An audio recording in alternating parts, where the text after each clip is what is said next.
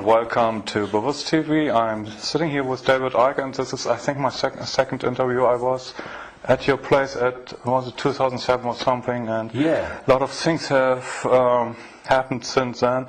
But we have to start from the beginning, so to say, for the audience who don't know you. David Icke, most people know you, but not everyone. And we have to, for starters, we need to talk about what you are associated most with. That is the reptilian agenda, and that we are divine beings, but we are manipulated from beings that are not from here, or what, and that they are actually the royal family, the British royal family is involved with reptilian beings. How does it work? Crikey, how long you got? It's something that I've been researching is a hardly applicable word in some ways, because to research means to look for, and you do that, of course you do, but after some extraordinary what people would call paranormal experiences in 1990 and 91, my life has become, since then, this synchronistic series of coincidences which have led me to, and even brought to me, really, people, personal experiences, documents, books, and all these different sources that have put information before me in a very coordinated way, like some hidden hand is passing information to you. And it's not just random information, it's information that very clearly, as it comes into my life, has a direction. It has a series of steps. So in the early 1990s, the information that was coming into my life was about the fact that there was a cabal that was manipulating human society and world events towards the goal of a Orwellian global state, in which there would be a world government dictating to every country. Countries would be dismantled and become regions of great power structures. The European Union is a classic. And what we're seeing now with the European Union is the next stage of breaking countries up by destroying them financially, and then centrally dictating financially and in terms of government. And that there was a plan for a global army to impose the will of the world government, a world central bank to impose the cabal's global financial structure and control, and that the plan was for every child at birth to be microchipped as a matter of course. Now that was kind of whoa enough as the information came, and of course with the passage of the years this has been confirmed more and more by the fact that it's happening. Then there was a phase in the mid to late 1990s when, while that other information continued, and has continued to this present day, another, if you like, parallel and connected series of synchronistic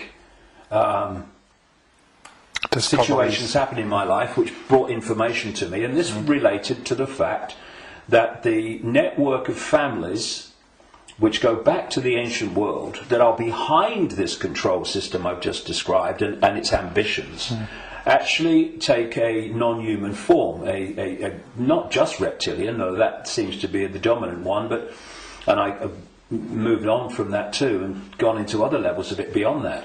But that there is a non-human force behind this attempt to lock down the world. And then from about 2002, 2003, right to the present day, all these continue. Once they come into my life, these different areas, they continue together. That's why I work 12, 15 hours a day, keeping up with it. But This third phase, from about 2000-2003, was the most important. Because without this, you can't really understand the rest.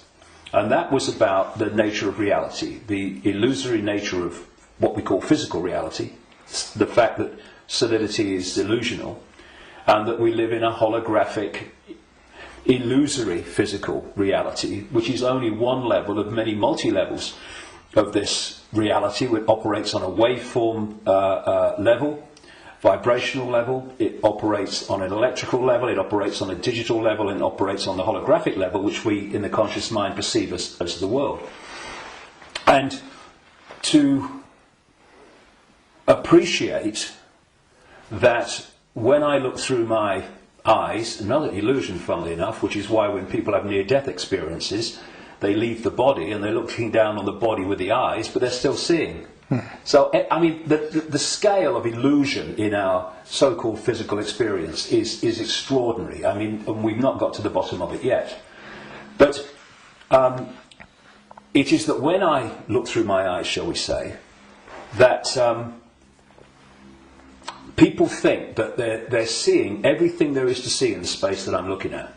No, they're not.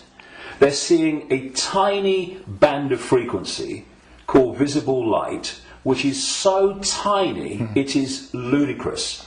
And the rest of what exists in this universe, and even mainstream science would say this, although it's Stone Age science I would suggest, but even it sees this, that the overwhelming vast majority of what exists in this universe, in energy, matter, mass, whatever you want to call it, its different forms, we cannot see. And therefore, we are living, if you like, in like a holographic television channel. So, all I'm seeing now as I look here is this tiny frequency range called visible light. Channel 1. Yeah, but all the other levels of reality also share the same space as the one that we're experiencing. And, you know, we've got digital television coming in now and all that stuff, but if you take the analog version of television, radio too, they are sharing the same space without interfering with each other, because they're on different frequencies, and thus interpenetrating this reality that we experience with the conscious mind are all the other realities where very, very different worlds are manifest, and with very different what we call laws of physics. And so it's from these frequencies that are very, very close to this one that we use the term with radio and television where interference takes place. And if you have two radio stations that are well away from each other in the frequency band, then they don't interfere with each other. One's not aware of the other one. But you get two frequencies that are close, and it might be dominated by one, but there's interference from the other. Why? Because the frequencies are very close. Well, these manipulating entities, forces, shall we say, operate from a frequency band that's very close to this one, but not this one. So we might not see them, but they might be here. Well, let's give an example. You'll see stories of UFOs appearing out of nowhere and disappearing into nowhere. You'll hear stories about people saying this entity appeared out of nowhere and disappeared into nowhere. Well, they haven't disappeared. And they haven't appeared out of nowhere. What they've done is they've entered the frequency band that we can decode, the visible light frequency band that I'm talking about. And when it enters that, we start decoding that information because it's now in our ability to do that. And as we start decoding it, bang, to the observer, it appears that it's just come out of nowhere. And then it leaves that frequency range, and to the observer it's disappeared into no, it hasn't. It's just left that band that we can decode, which is tiny. And so when I find this particularly compelling when I go around different ancient beliefs and explanations of what's happening, and you find that although they're using different names, they're telling the same story. For instance, there was a group of people, or shall we say a belief system, which goes back hundreds of years and has become known as Gnostic. This was the belief system of people that ran the great library of Alexandria, with Hypatia, who was slaughtered by a mob inspired by the Roman Church, because that library carried information and knowledge that would have, as it circulated, demolished the Roman Church's version of everything, and it was challenging the Roman Church version of everything. And what's interesting is whenever you come across the Gnostics' belief system expressing itself, you see it's followed by slaughter, suppression, and the destruction of that knowledge. So the Cathars in southern France were Gnostics in terms of their belief system. We'll go into what that belief system is in a second. And so, again, in went the church, and all these people that kill for the church, and they destroyed the Cathars. It's, I think, 1244 was the last stand to the mountain fortress at Montségur in southern France, in the foothills of the Pyrenees. And again, it's not just we slaughter them, but we destroy their knowledge. But a fantastic thing happened in 1945 when a sealed jar of Gnostic writings, quite considerable writings, was found by a peasant in Egypt in 1945. And they describe much of the Gnostic belief system. Now, key in my interest, one of the things, of course, as a quick aside, they were telling a very different version of the Christian story.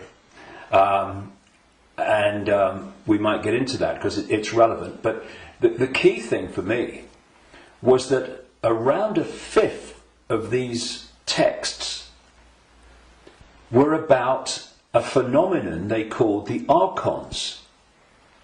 And the archons, these Gnostics said, were a manipulative force that operated outside of human sight, that was basically, as we would call it, an energetic form rather than what we would call a physical form, though it could manifest as physical form through holographic projections and stuff.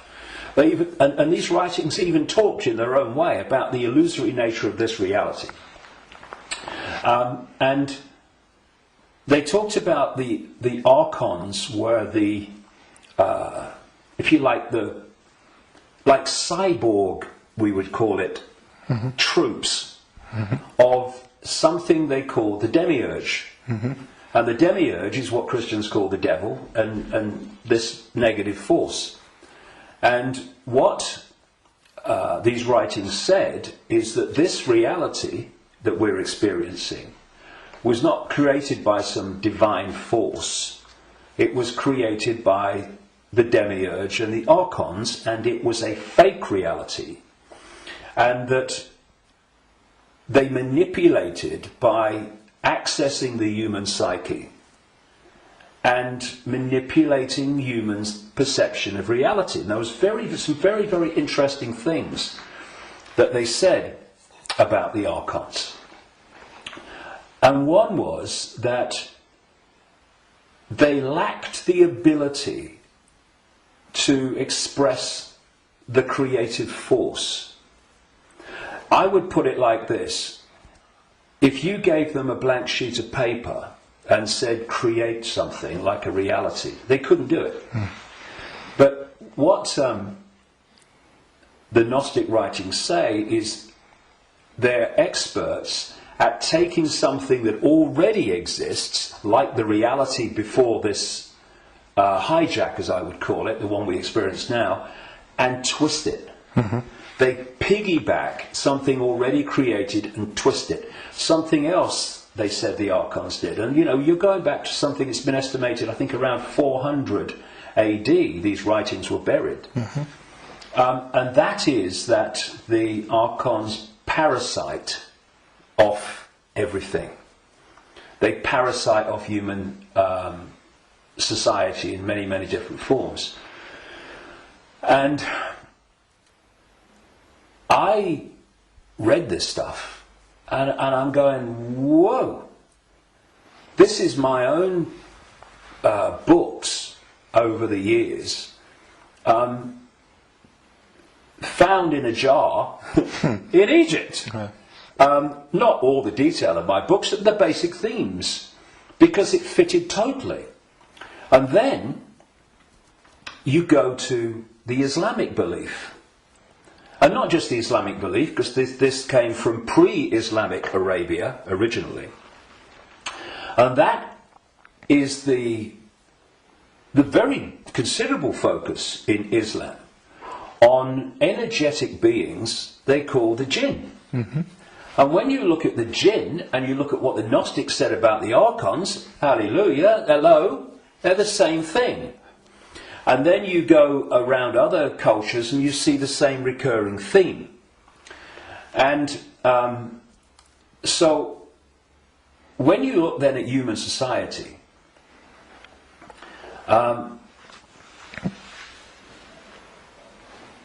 who creates? What is the creative force within human society? Humans.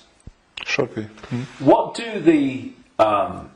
What do these families that I've been exposing all these years, what do? They piggyback off that creative force and manipulate it and direct it in a way that suits them. What do these network of families also do? They parasite off human effort, human labour, human energy, human creativity. The banking system, I rest my case.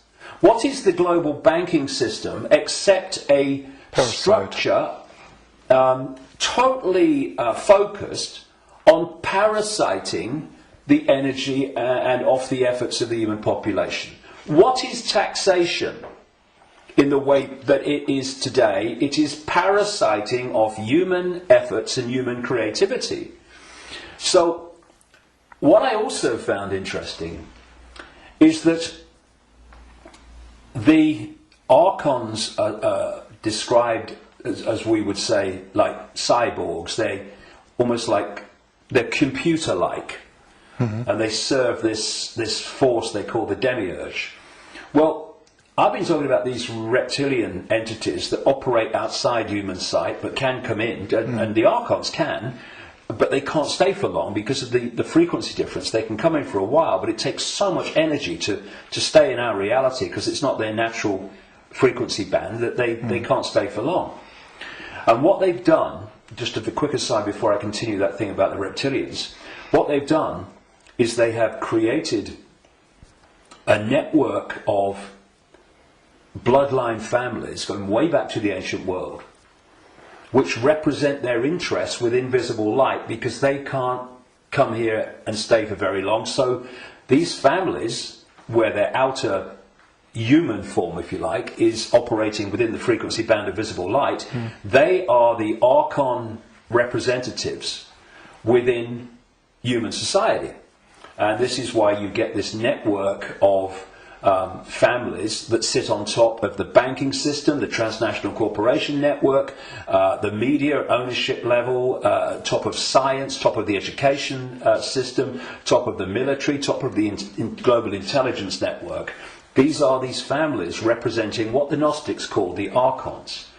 And I was just going to say a few minutes ago, when you look at how these Archons are described, they're just like the reptilians that I've been writing about for years, in terms of their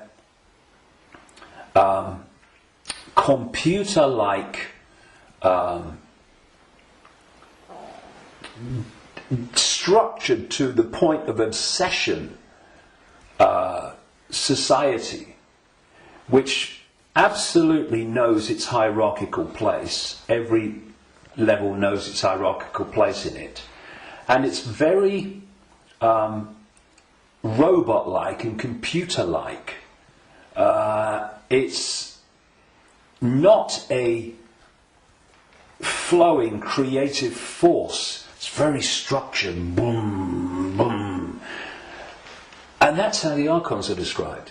They have no compassion, no yes. I mean, empathy. The only one time I've taken psychoactive drugs in my life was in 2003 in a rainforest in Brazil, when I took a rainforest potion called ayahuasca.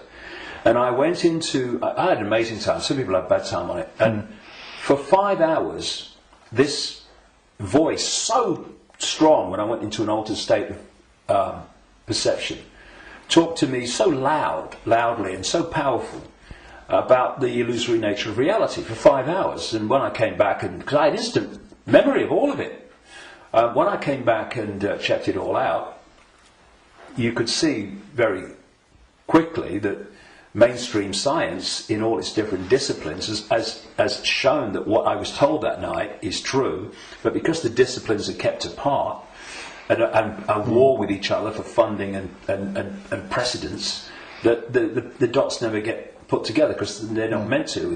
We're not supposed to know what reality we are experiencing. It gives us too much power once we know.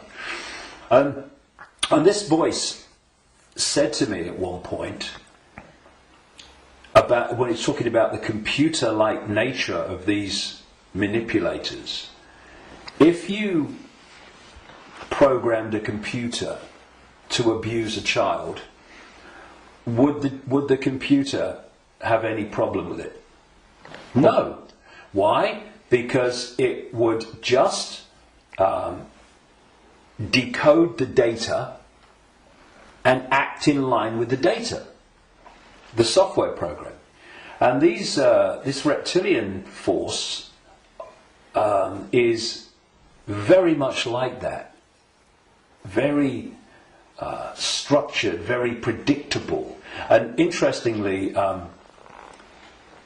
because most people don't realise this, but one of the most important parts of the human brain in terms of human behaviour and response and reaction to situations is called the reptilian brain, or the R complex. And when you look at the traits of the reptilian brain within the human brain, of course other parts of the brain balance that out, or should do, but when you have more reptilian genetics, those traits of the reptilian brain are obviously more extreme and more pronounced.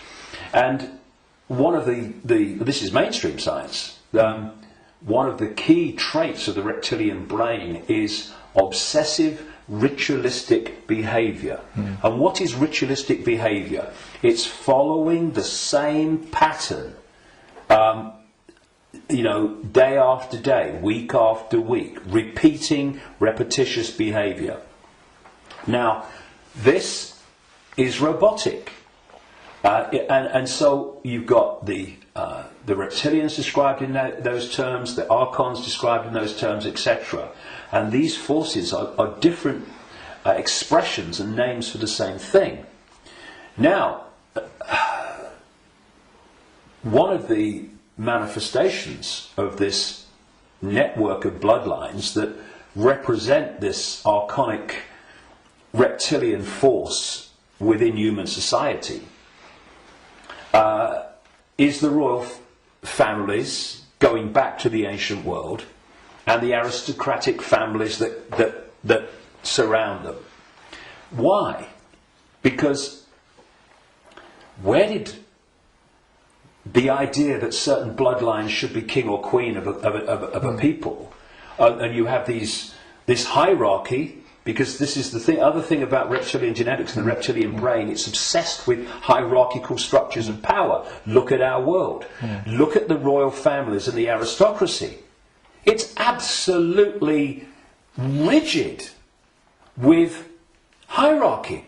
Everyone knows their place. You're a viscount, you're a baron, you're a lord, you're a king, you're a prince, and all this stuff. Yep. This is the human expression, or the partly human expression, because they're hybrids, of the reptilian archon obsession with hierarchical structure manifested in our world. Because what they're doing is bringing that archonic reptilian reality into our world and making our world like theirs, more and more and more. Now, we have this thing, of course, going way back, which goes under the title of things like the divine right to rule.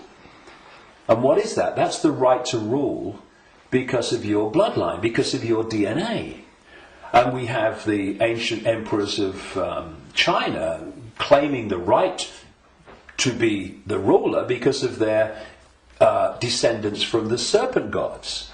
And the association between the serpent and the snake with royalty and royal families and royal bloodlines, just follow it back.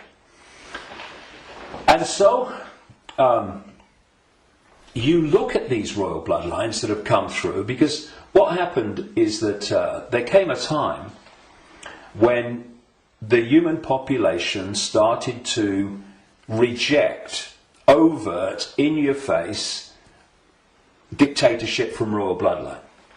And that you had that move where this force, not entirely, not least in Britain, moved into what I call the dark suit professions of banking and business and all the rest of it. And politics, and have gone on manipulating from that point of view. But some of them survived, like the British royal family. Now, if you want to see a group of people that are so obsessed to the extreme, not just with hierarchy, but my goodness me, they are. The whole British class system, as they call it, is based on, obviously, hierarchy, which is based on the head of state being the Queen. But you want to see a group of people who are obsessed with ritualistic behaviour, look at the royal family. She goes to the same palace at Christmas. She goes to the same palace in the summer.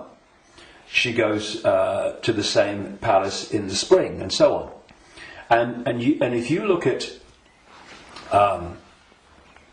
the royal year, it's ritualistic. It's a hamster's wheel, repeating.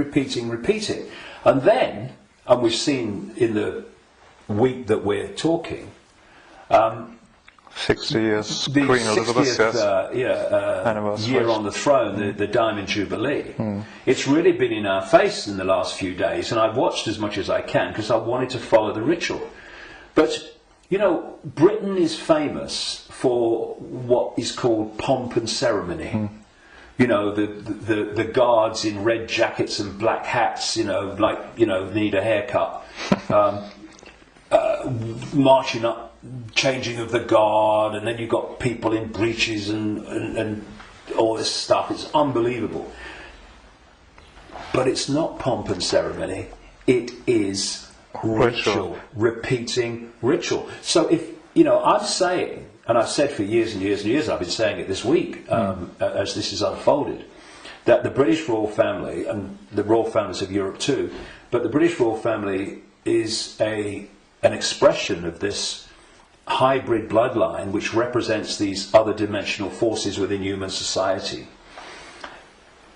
And I've described how these other dimensional forces operate, their mentality, how they structured.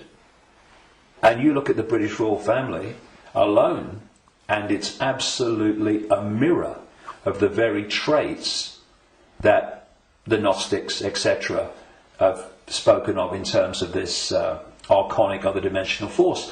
So, you know, it's very challenging, obviously, for people that have not researched this and not been through the experiences that I've been through in terms of things that I've seen and things that I've experienced and things that I've read and researched. And also because from cradle to grave we are given a certain version of reality. Boom!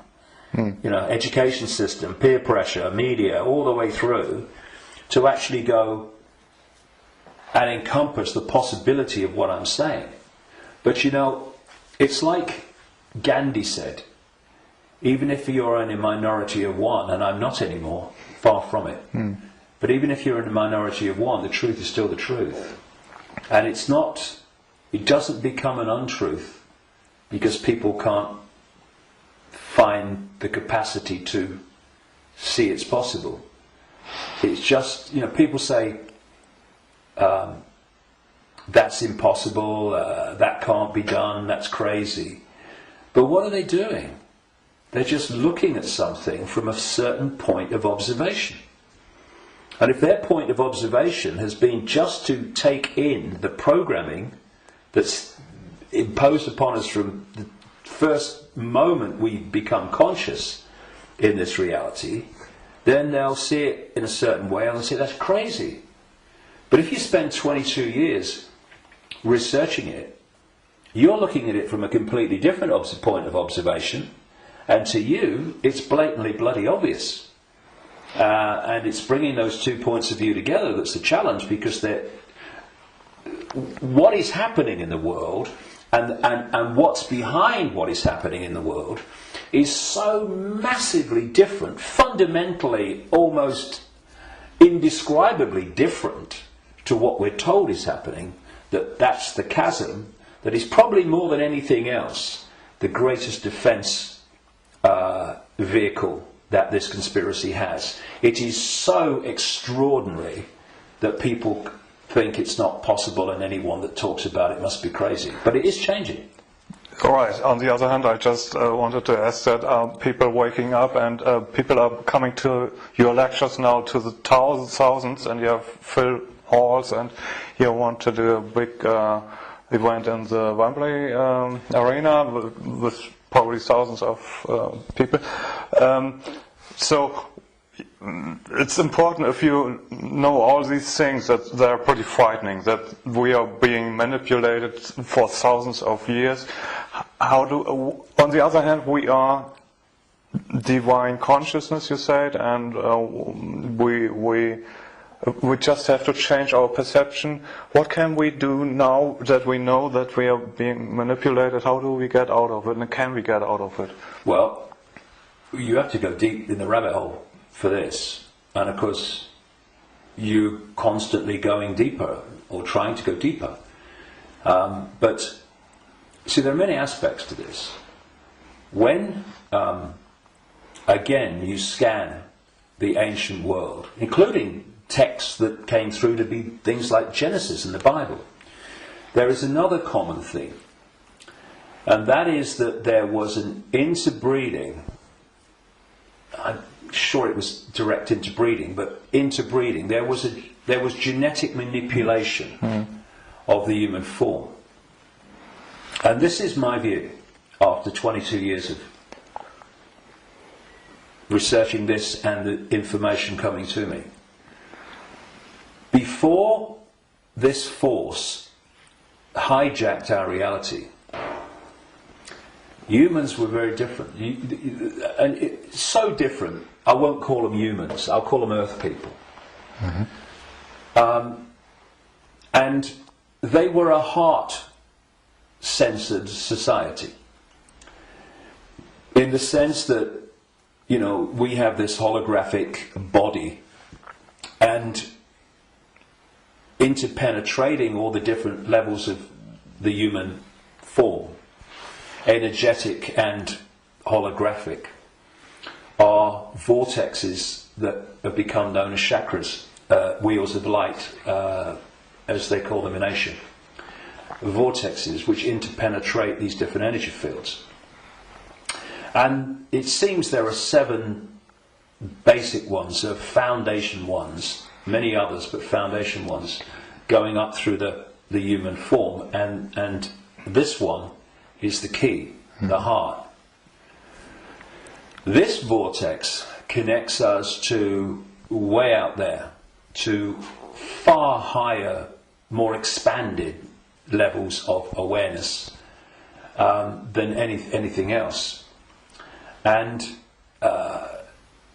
there's an organisation in America, it's called the Institute of Heart Math, and they research the power of the heart. Heart math. Yeah. Sounds good. And they have found, they've been doing it for a long time now, they have found that the most powerful electromagnetic field in the body field of electromagnetic fields is the heart. There are more nerves going from the heart to the brain than coming the other way. Mm-hmm. And that when the heart energetic field is in what they call coherence, in other words, balance, and connects in coherence with the central nervous system and the brain, that trinity, if you like, when it comes into harmony, takes the person into a much higher level of awareness and consciousness. Mm-hmm. The key is the coherence of the heart field. Once you knock that out, you knock everything out, and what's left then as the arbiter and decider of reality? This. Now, this is a great servant to this. Mm. It's not a great master when it's in control of our perception of reality. And there's another vortex in the belly, which is about emotions. This is why when people feel nervous or frightened, they feel it in the belly. And they need to go to the toilet. It's because the imbalance caused by the fear and nervousness in the chakra, the vortex linked to emotions, is affecting the balance or imbalancing in the same way the intestinal system and what have you. And what they've done to pull humanity into a low vibrational, brain dominated perception is they've moved the point where we interact with reality from the heart to the belly. Hmm. They've done it genetically because, as I said in my last book, Remember Who You Are, I'm saying that on the level of human DNA that they call junk DNA, which is anything up to 98% non-coding DNA, they call it junk DNA because they don't know what it does. Well, some cutting-edge scientists, not least in Russia and some in America, are pointing out that actually within so-called junk or non-coding DNA is a language, and it's a very it's a language that you can see and you can uncover, and it operates very much like human language. It has many of very closely the traits of how human language is sequenced. This is how this language, as they call it, within so-called junk DNA is sequenced. And they're talking about the fact that the human language, which is what? Vibrational fields, that's what it is. We hear the words, but only when the brain decodes them. Mm. What's passing between me and you now is not the words and what people are hearing. What's passing between me and everybody is not words, it's a vibrational information field generated by my vocal cords. Mm-hmm. People are only hearing the words when they decode that information. So everything is vibrational waveform at its base, even language. DNA is waveform, like the body is waveform in its base state. And they're starting to uncover this language, and it fits absolutely my contention that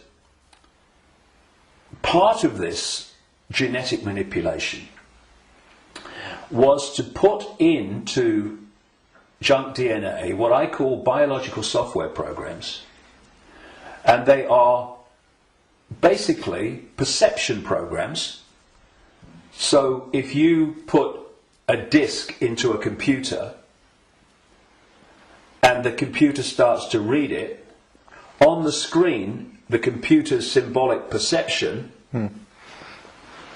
is read from the disk. Well, what if we had biological software programs running through from junk DNA, this language they're finding, and we were reading them into a perception of reality? The other key side of this is that there are emotional biological software programs in there that are running all the time. And when you are reading those, then you are in the belly, because they're low vibrational software programs in terms of emotions, because they're all about fear and all the subdivisions of fear, like anxiety and frustration and depression and guilt, all these expressions, different expressions of fear. And if we do not open our minds, I call this the human body-mind computer, biological computer.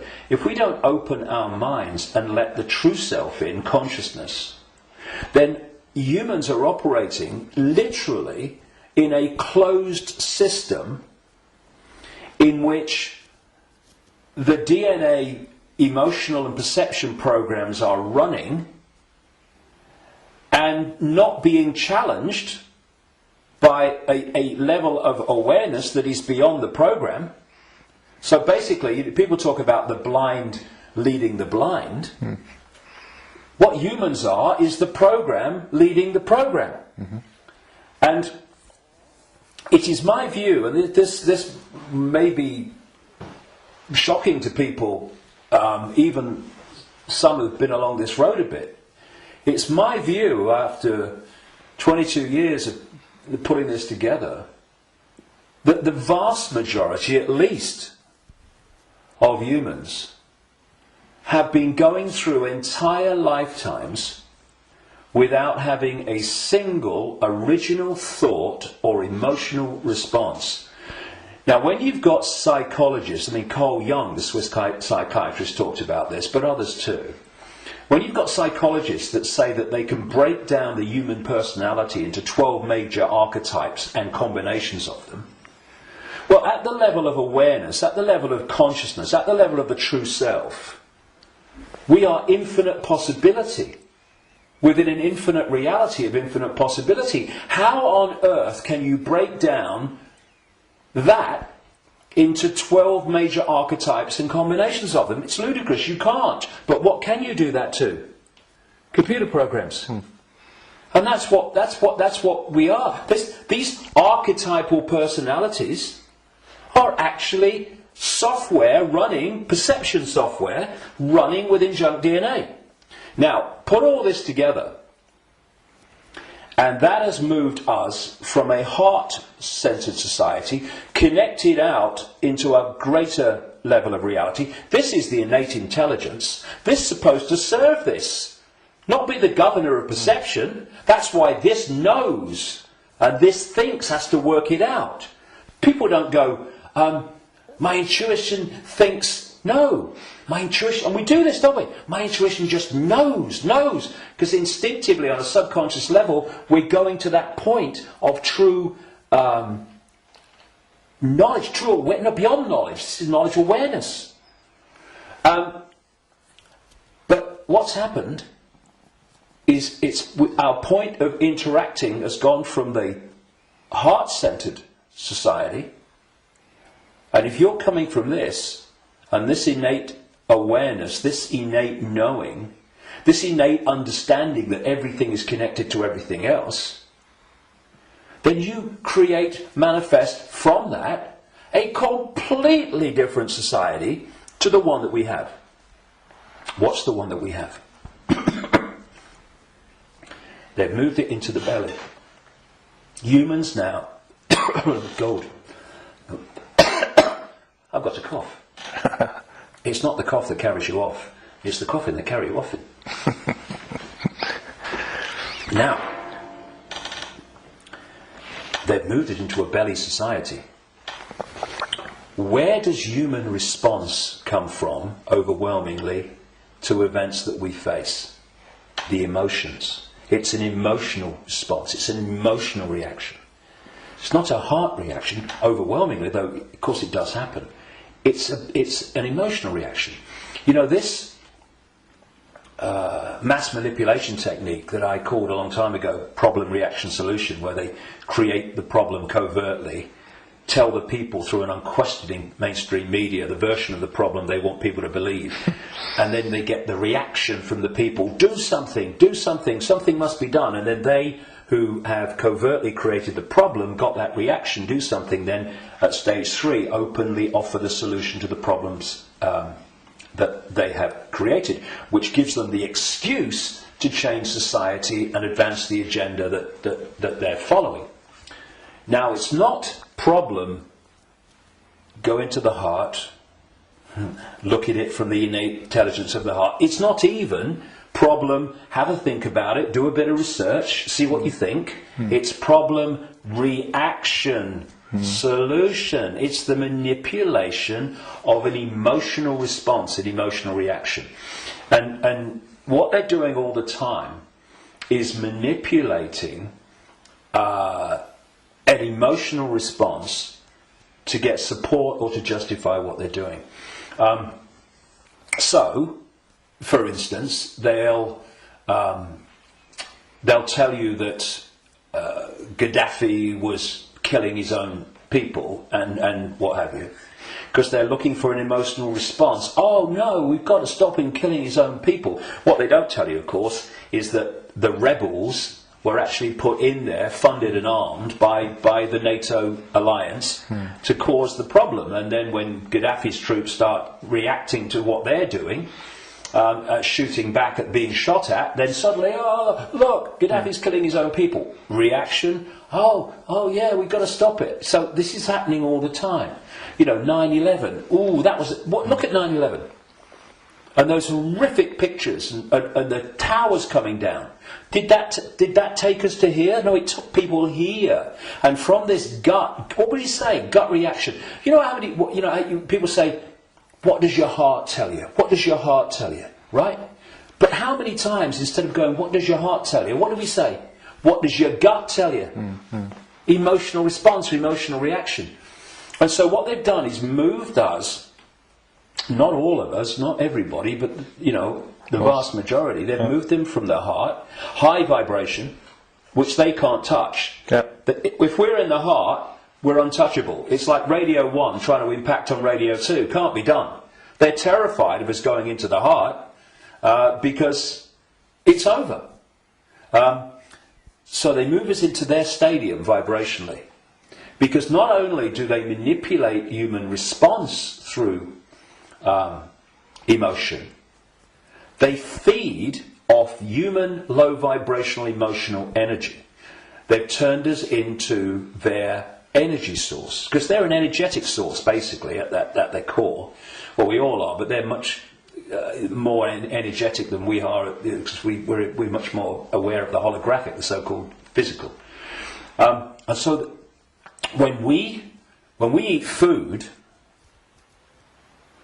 we think we're eating physical food. There is no physical. We're eating holographic food. But the foundation of that food, which we decode into some kind of illusory solidity, is actually a waveform information field. All that these entities do is they feed, they get their energy source, not from a sandwich and a cup of tea, but directly, energetically. They absorb energy in its waveform.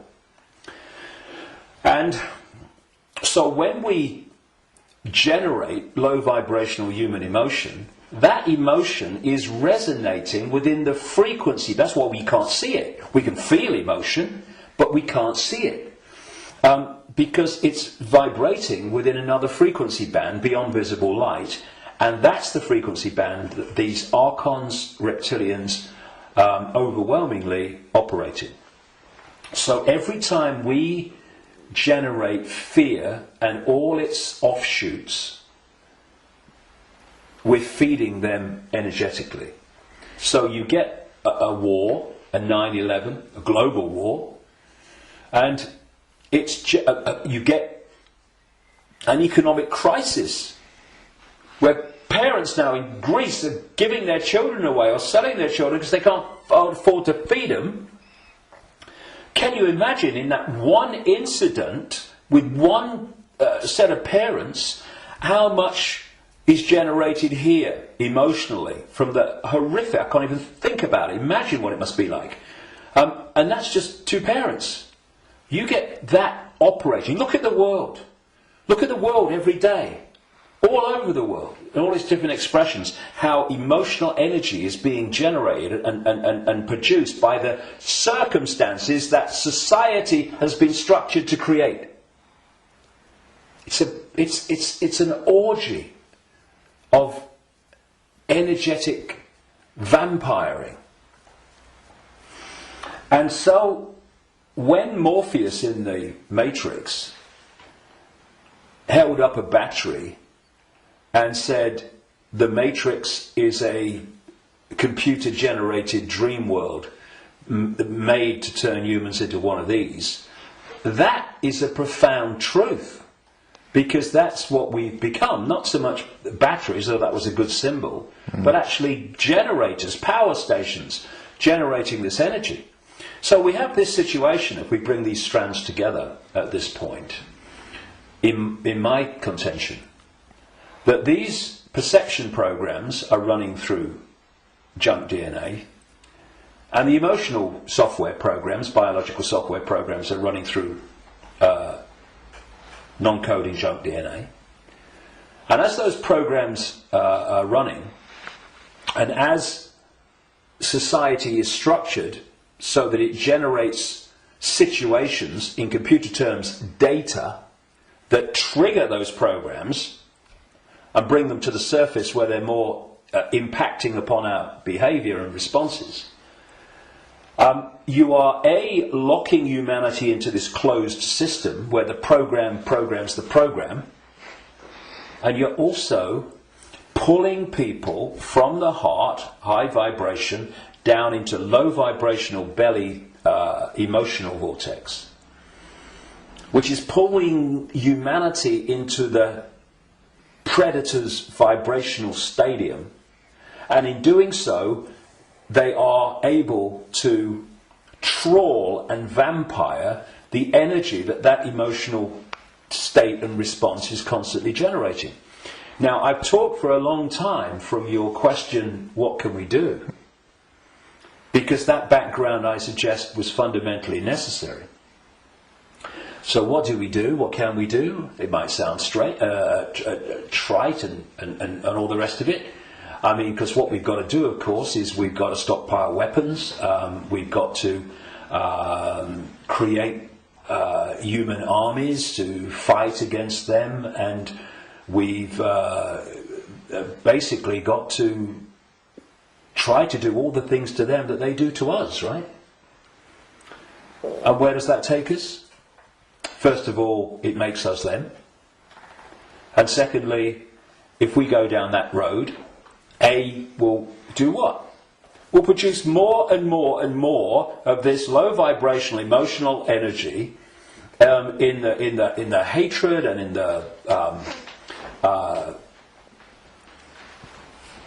the anger that we produce. And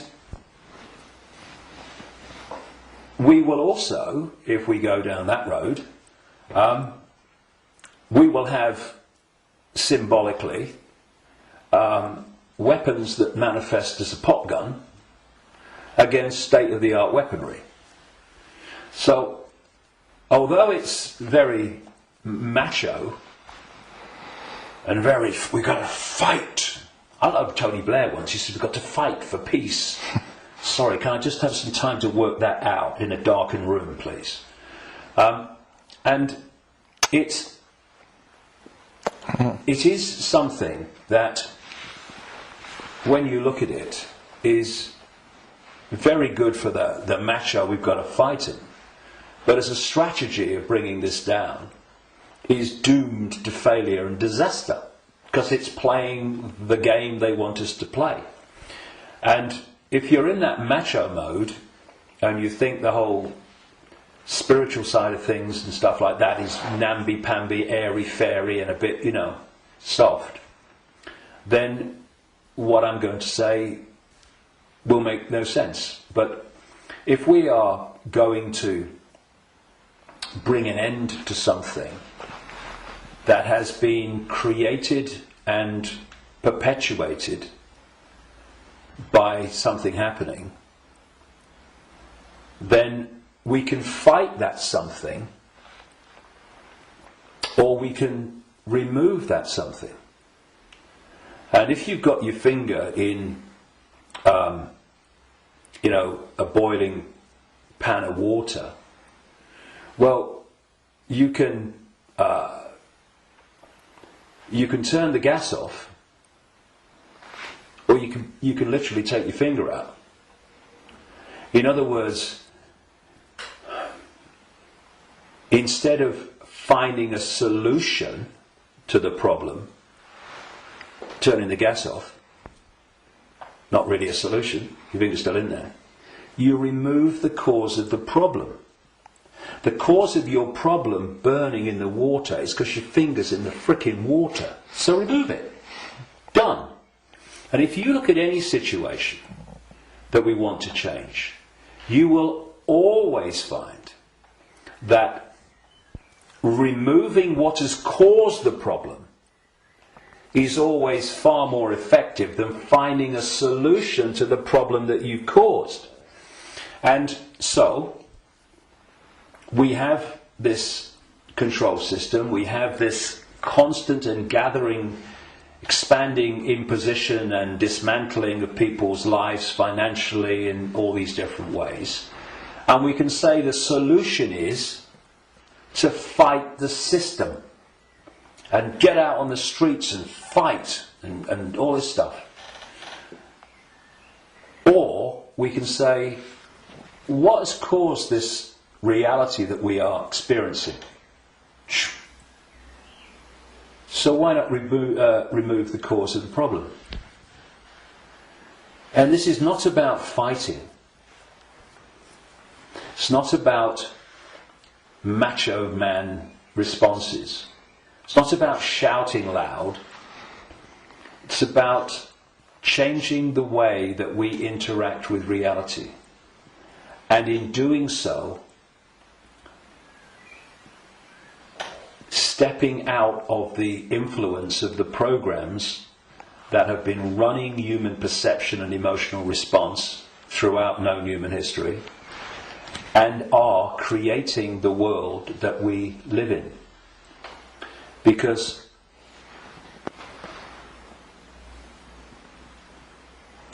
if I go back to what the Gnostics said about the archons, they have no creative energy. They can't make things happen. But we can. We can, yes. Which is bringing us to an interesting point. We can manifest.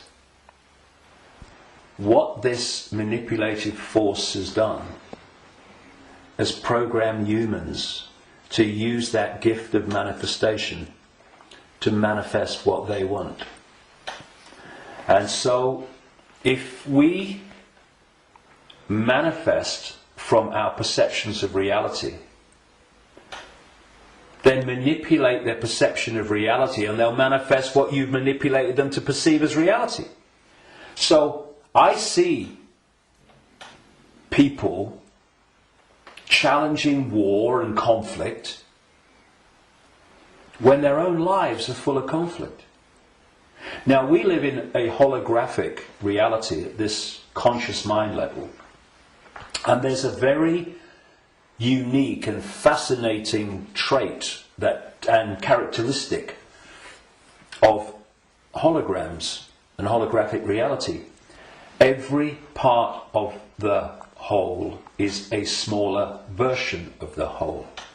So if you take, for instance, in the holograms that you buy in the shops, if you take the waveform holographic print, which is on the print in waveform information, and you cut it in 4, and you fire the laser, which reads that information in effect, and brings the 3-dimensional holographic image projecting from the waveform information on the photographic print. If you cut that into 4 and put a laser to each 4 pieces, you will not get a quarter of the whole picture. You'll get 4 quarter-size versions of the whole picture.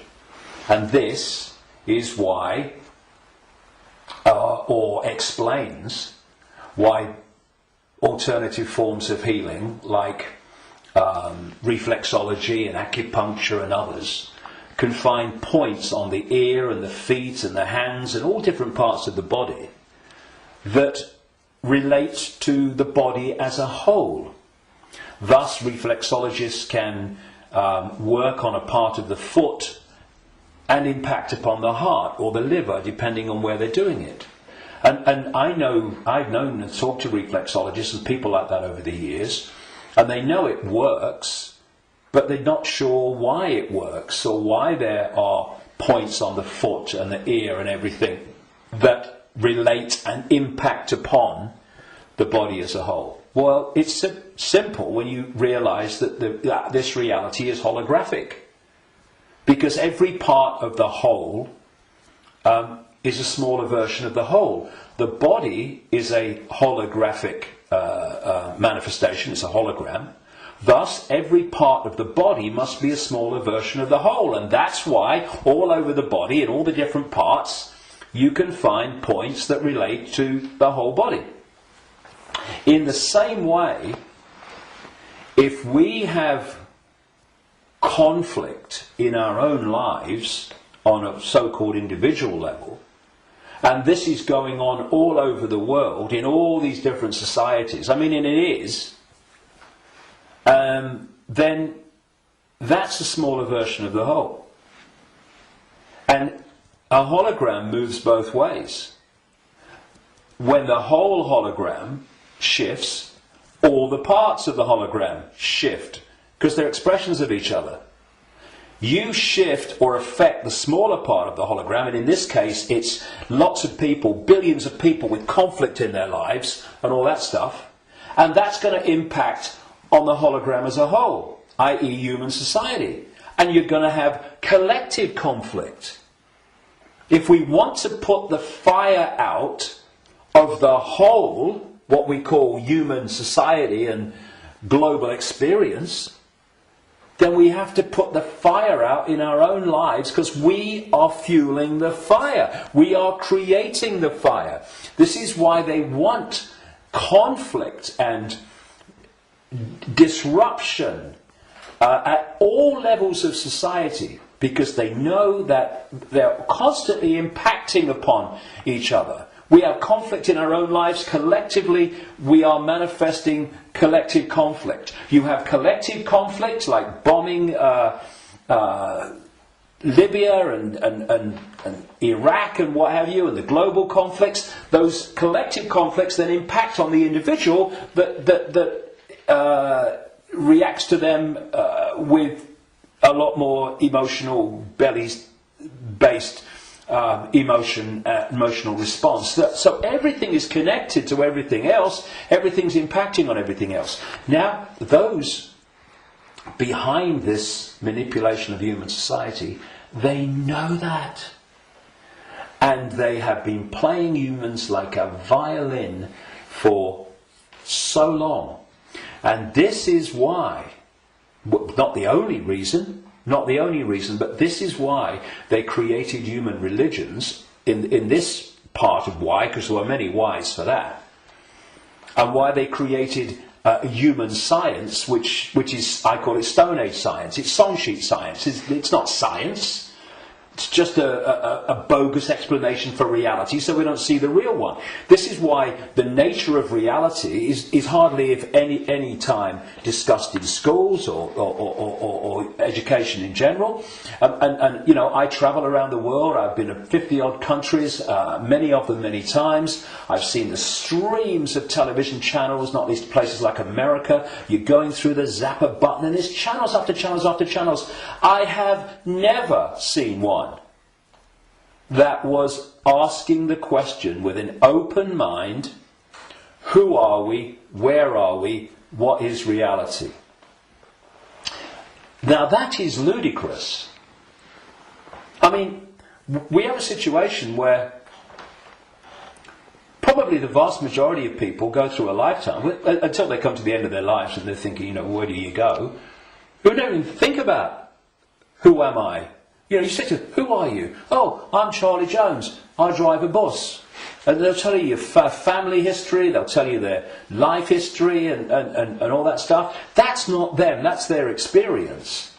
And human self-identity identifies who we are, self, with our experience, with our name, with our job. Who are you? I'm a banker. No, that's your experience, it's not who you are. And so when you lose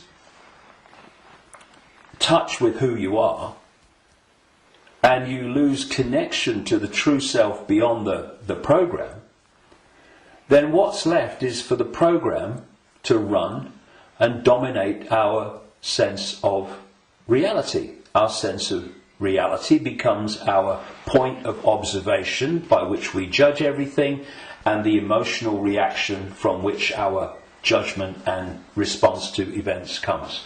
And it's a closed, ever repeating cycle. And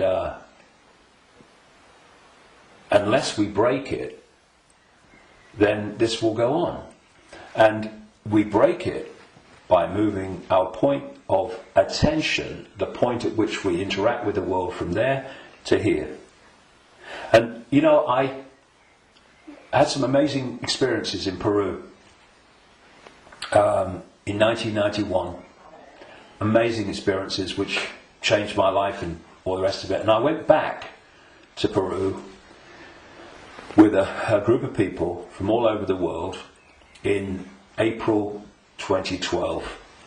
And we went around Peru, and we went to Machu Picchu, and this place where I had my amazing paranormal, what extraordinary experience in 1991 called Siyustani, near a place called Puno, and Lake Titicaca, the highest Nabucco lake in the world. And this group, all of us, were going around these places, and what these places were heart places. Mm-hmm. When you went there, you interacted with them from here. And the behaviour of the group and the demeanour of the group was laughter and joy and happiness. Then there was one day, and this really, you know, I've been aware of all this for a long time, but you know what it's like. Sometimes you have an experience and it goes bang in your face. And there was one day towards the end of the trip where we went to a place called Kiwanaku, just over the border in Bolivia. It's an ancient site, very famous ancient site if you look at the history and accounts of South America. And if anyone thinks that human awareness, human emotion, human demeanour does not impact upon the energy field that we're all interacting with, they should cross the border between Peru and Bolivia at this place where we did. You walked across a bridge across a river, and one side was Peru and the other side was Bolivia. So once you crossed into Bolivia, woo, boom, this, you're right? back. So it took ages to get through the border guards, just for a tourist group who's going to be in the country for about 3 hours. They'd all just come back from a hospital, apparently, where they'd had a sense of humour bypass. And we headed to this Kiwanaku, going through in a 40-minute drive through a police checkpoint and a military checkpoint. You know, I mean, if anyone says that he's predicting that Bolivia is going to be a police state, well, you're too late, mate. Anyway, we get there, and it was horrible, Kiwanaku. It was big time here, right? And I felt this in many places around the world, and they've all been connected to human sacrifice and rituals involving these entities operating in other levels of reality, but interacting with this one. This is what satanic rituals are. They're the interaction. This is why they do certain things and repeat them. They're creating an energetic environment which allows interaction and even the manifestation of these entities within the rituals. This is what sacrificing to the gods was all about in the ancient world. Because when you sacrifice someone, the people doing the sacrifice, they drink the blood and eat the flesh, which is what this whole Roman Catholic thing is really about. Drinking the blood of Jesus and eating the flesh, that's just a mild bloody cover for what goes on in the background. But on the other levels of reality, while this is going on, these entities, perceived as the gods, are feeding off the terror of the victim. Right? This is sacrifice to the gods. Anyway, we get to Kiwanaku, and it was that kind of energy. Ooh. But what I noticed was the demeanour of the group changed. People weren't happy. They were not in a good space. And there was this lovely guy, Mark, who's a lovely Irish guy. And the change in the behaviour of the group was so pronounced that on the way back, which we got back into Peru, where everyone started getting a bit happy again, I asked people if they wanted to go on the microphone on the bus and explain, their experience. And Mark said, and Mark was a lovely, lovely guy, all laughing and dancing and all the rest of it, all the way through Peru. And he said, when I was at Kiwanaku, he said, I just wanted to shout abuse at anyone that got in my way when I was trying to take a picture. And I just felt so different. And I won't labour the point, but having, seen it and experienced it and seeing the response, you could see Peru, what a world that would be. And then Kiwanaku, the world that we have today. And we really got to move to here. And I would say to people, it's a challenge in this world, because virtually everything in this world is designed to push you here. So when you're responding from a belly emotional point of view, and you can do it with your mind, with your consciousness, you just move. It's moving your point of attention. That's what it is. You move your point of attention, and you move it here, and feel that point of attention here, not here, and you'll see the situation you face. I know, because I've done it myself, and I've talked to others about doing it, and they have, and they say, yes, it does work. You get to bring it to here. A situation that you're facing looks very different here to here, and vice versa. This is what we need to do. We need to become the heart-centered society that we are being hijacked and manipulated out of. Now, it's not just about moving your point of attention here and seeing the situation from here. Once you move your point of attention here, the vortex opens. Because now you're interacting with it with your own awareness, instead of interacting in a way that's dominated by this emotion. And when that opens, what comes through that energetic channel is innate intelligence, innate insight, innate knowing. And suddenly you're seeing the world and getting insights into things, and you're seeing what is happening as it is, and not as this is programmed to see it. And this is programmed to see it. You see, the brain, isolated from the heart, works in unison with the emotional chakra, and these two in unison, crikey, they're a bloody nightmare. Look at everything about human society that you don't like. These two buggers working in unison are where it comes from. So This. we go there. See, this, I'm talking about these emotional and perception programs that I say are running through junk DNA.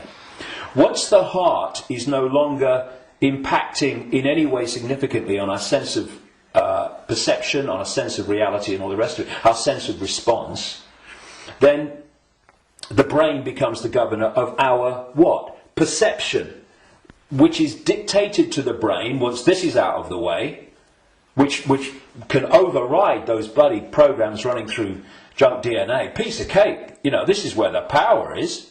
This is what they're terrified of. So once that's closed down, this is what's done by the program and the way society is structured, then this becomes the governor of perception. And what it is doing, it is decoding as a sense of perception the perception programs running through junk DNA. And that perception of something becomes an emotional response to something, and this is an emotional response from the programs running through junk DNA of the emotional programs. So here's your if you like, your holographic manifestation of the perception programs of self and the world and reality running through, and here is your holographic expression in response and reaction of the emotional programs running through junk DNA. And these have created the world we don't like. They've created the ability of the few to dictate to the vast majority. Because this will never see it.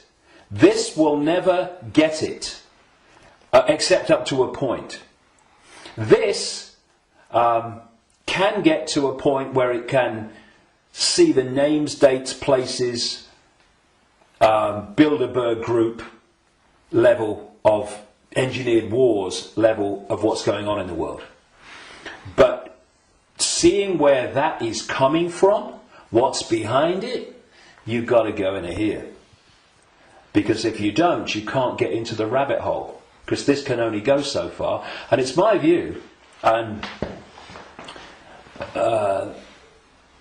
in my experience anyway, that if you are an expert in 9/11, in engineered wars, engineered banking scams, manipulated political nonsense, then you are still walking around the outer rim of the rabbit hole.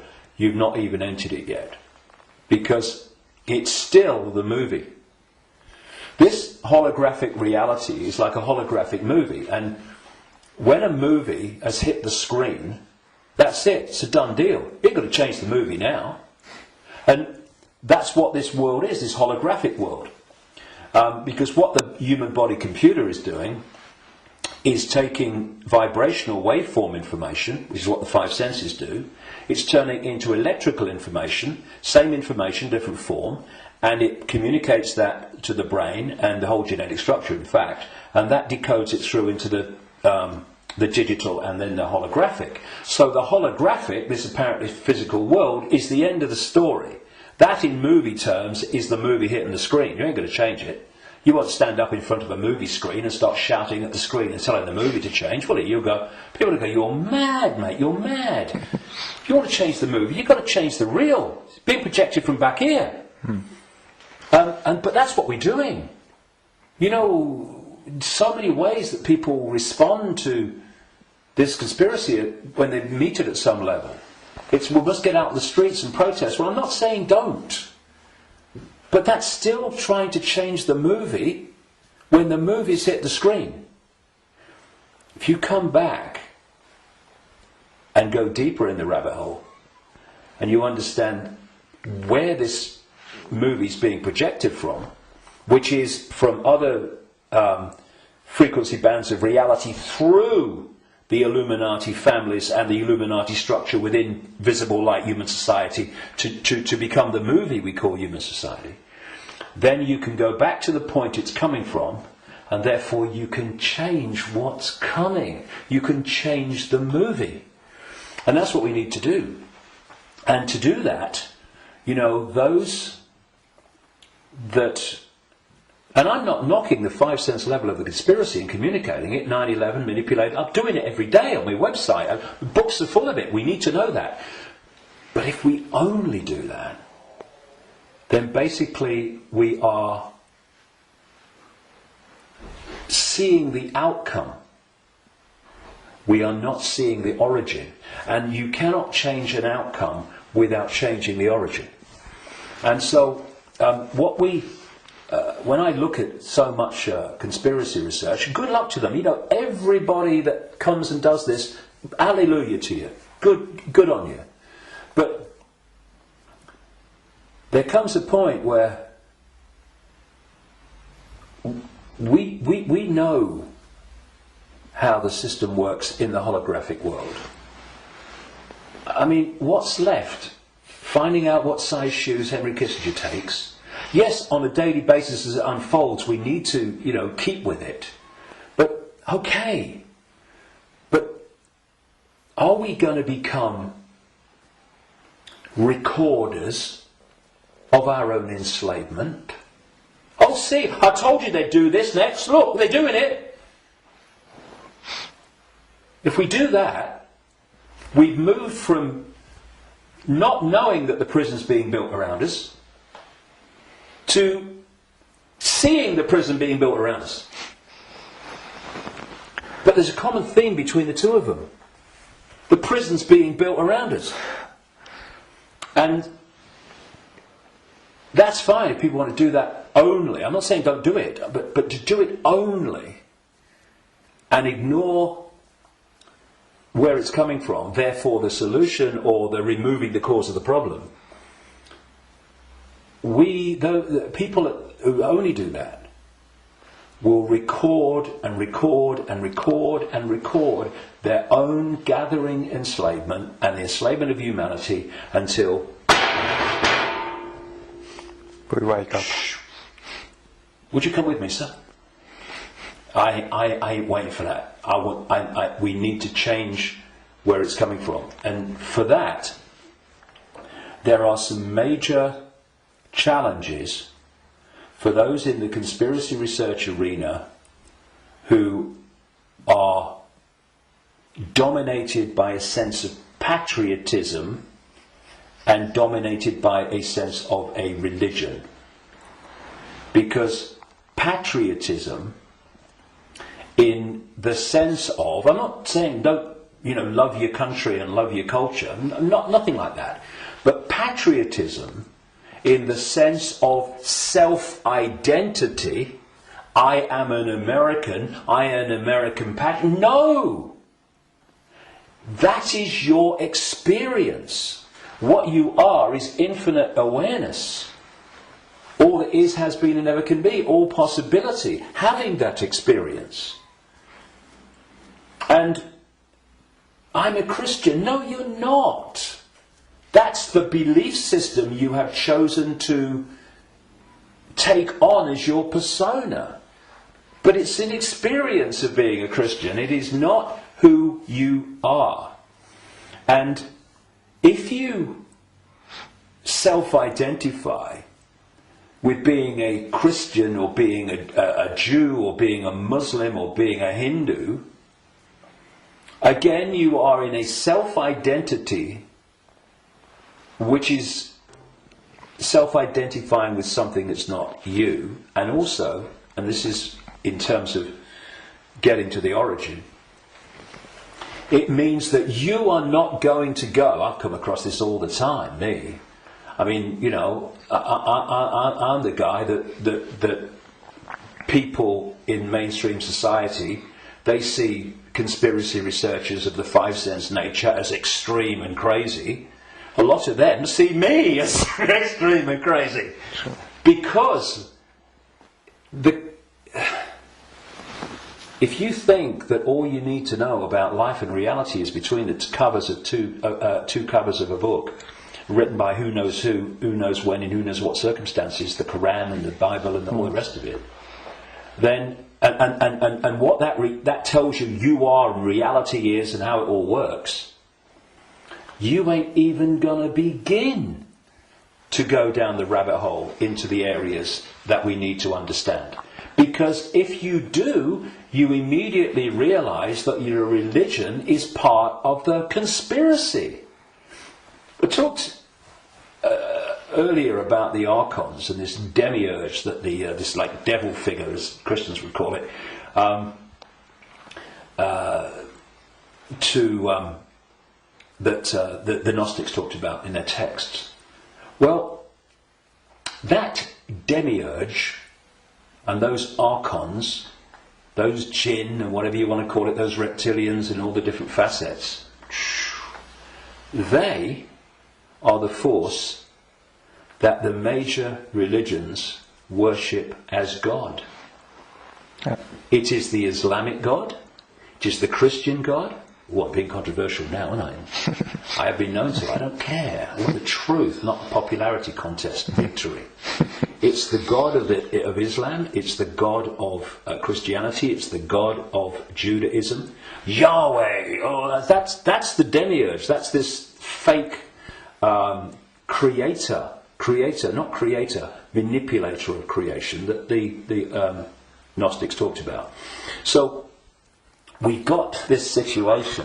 Please tell me it's not true. I'm afraid it is. But it doesn't have to be. We just change it. And it's gone. But where this unseen network that the Gnostics talked about, all these people talk about, have created this conspiracy, this network of human manipulation of politics and business and banking and all the rest of it. And some people, increasingly large numbers of people, fantastic, have started to see that and challenge it and try to expose it. But at the same time, they are welded to religions that are worshipping the very force that created what they're trying to expose.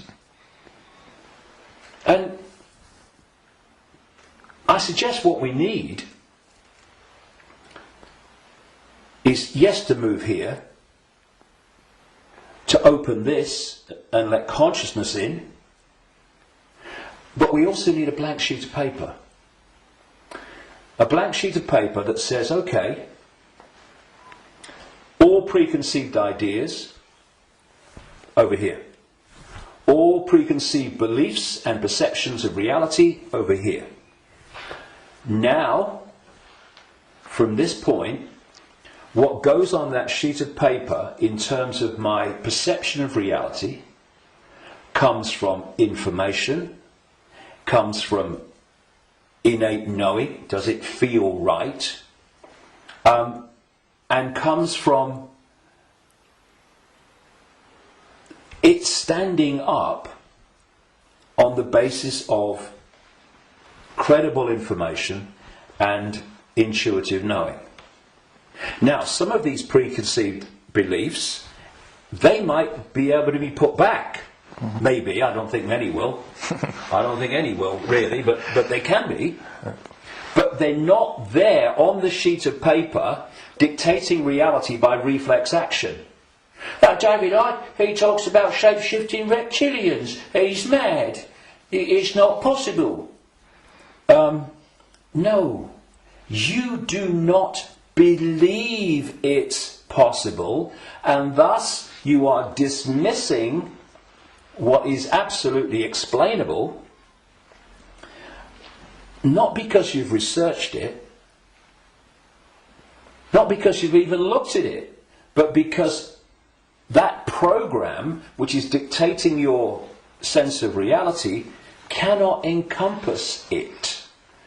Thus, people say to me, and have said to many people in this arena, when the actions of these families have been exposed, they'd never do that. No, mate, you would never do that. They would and are every day. It's this, and then you say, well, how much? I've said this to television interviews in the mainstream, but they're like, loads of rubbish. And I say, well, I've been to 55 countries, many of them many times. I've researched this full time for 22 years. How much research have you done on this subject? Zilch. But it's different, it's outside of their perception of possibility, so it's dismissed. And this blank sheet of paper lets anything in so long as it justifies its place on the paper. And when you do that with an open mind, you don't say, I'm a Christian, so I don't criticize Christianity. You go, I'm going to look at Christianity and what I've believed up to this point from a detached perspective and see if it stands up. I know a guy in America who set out, many decades now, he was a real avid Christian, and he set out to prove the Christian story was true. Jesus existed and all this stuff.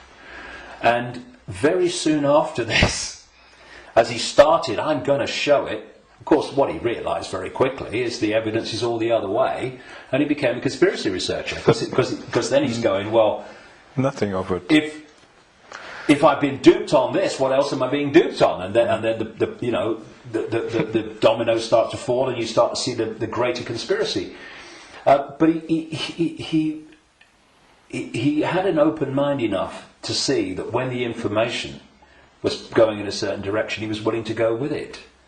But a lot of people that are welded to religions, they don't want to look at the information. And you can be a religious believer, and you can go to the five sense level of the conspiracy, because you can say it's Satan and Jesus is coming, and it's Armageddon, and it's the end times and all that stuff. You can do all that from a Christian perspective, but you ain't going to get in the rabbit hole. To do that, all those belief systems have to go, because they're there to censor the true self. Okay, thank you, David. That's amazing, and a lot of information, and a lot to think about, but the important thing is not to think, but to know, to feel, and we all have the ability and the what humans have.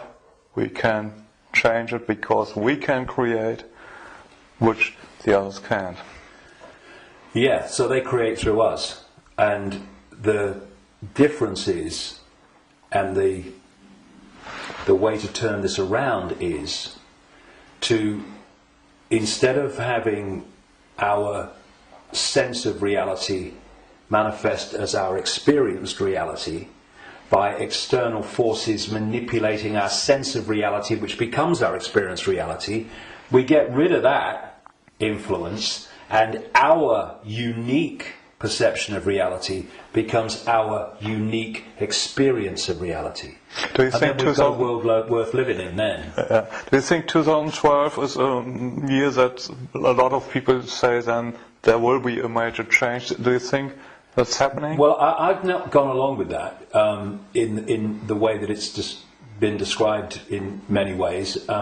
I came across a theme almost immediately after my initial stirring awake in 1990 in the spring, when I went to a psychic because I felt this presence around me all the time, and I wanted to know what it was. I didn't tell her, but just so she would pick it up, and bingo, lots of things happened. So, I was going to go out on a world stage and reveal great secrets, and there's a shadow across the world had to be lifted aside and be told, all that stuff.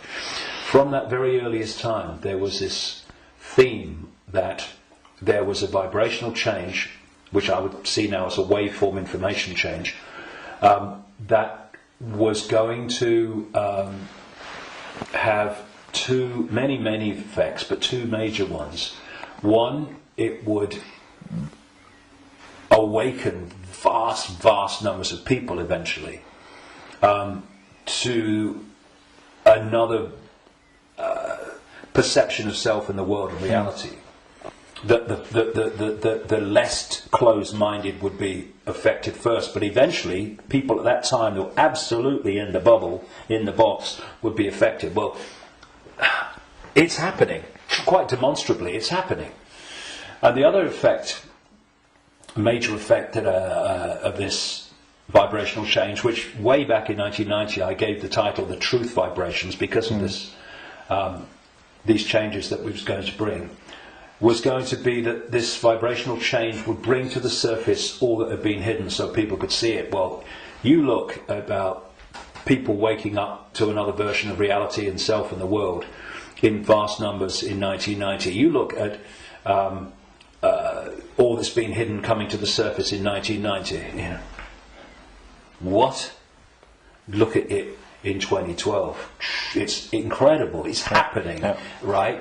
But this truth vibrations that I was, as I called it, was going to be something that would get more and more powerful and more influential. And the significance, the greater significance for me of 2012 is that it's not 2011, but it's not 2013 either. However, I think that what we are seeing in 2012, and we'll see more of in 2013, 14, 15, is that we are now reaching a point in this where it's starting to be tangible in its impact. You know, I'm seeing people now within the system, doctors, scientists, people like that, are starting to look and saying, it's all nonsense, isn't it, right? Now so we've reached a point in 2012 where this is becoming more and more tangible. And I think by the end of the year it will be more tangible, you know, because this is an ongoing thing. And the focus on 2012 in a positive way about, you know, this is going to be the Great Awakening. And I don't think it's going to be the Great Awakening in 1 year, but that focus on it, people are focusing on the fact of awakening, and that's bound to impact upon people opening their minds. The negative part about it, of course, is this stuff about the end of the world and all that stuff, which brings... Where does that take you? It takes you here. So I think that 2012 is significant in that way, but in 2013 we're going to see the impact even greater, 2014 even greater, and there's going to come a point where this information vibrational change is going to reach a tipping point where it's the dominating perception, and at that point the House of Cards will come down. And one of the other themes in the last 22 years that I've picked up from many different sources and stuff is that just when the control system appears to hold all the aces and has got everything in place, it's going to come down so fast it's going to be shocking. So for a little while longer, I mean, we're seeing it now, you know, President of the United States every day deciding who's going to be killed in a drone attack and all that stuff without any due process or anything like that. So we're moving, but at the same time this awakening is moving as well. And you know, the President and the control system and their agenda and their unfolding Orwellian state, although it's not called that, the facets of it as they unfold are all over the television news and they're in all the newspapers. So people can get the impression, understandably, that that's all going on. Oh my goodness me, look at this. What's not in the papers, what's not on the television, for obvious bloody reasons, is that this is this quiet, well, in terms of people like me, as loud as I can bloody be, awakening, but a quiet awakening with most people is gathering and it's growing, and it will eventually be like a tidal wave of change and bring an end to this bloody nonsense, because the power that is used to enslave and manipulate us is merely the power we give away every day. When we stop doing that, there's a very loud bang and the House of Cards comes down. But so that's the revolution. The revolution is not stockpiling weapons and hurling abuse and all this stuff. The revolution is remembering who we really are and the power to dictate our own reality collectively and individually that memory brings. That's the revolution, remembering who we are. That's why I've called this big event at Wembley, Remember Who You Are. It's the key to everything. If we don't remember who we truly are, infinite consciousness having an experience, nothing's going to change. And but we are, and so it is. That's changing. we can see it, and you're part of it, and we are part of it, and I thank you for what you do. Well, thanks. And anyone can be part of it. It's just a choice. Right. Thank you, David. Cheers, mate. Thank you. Thanks a lot.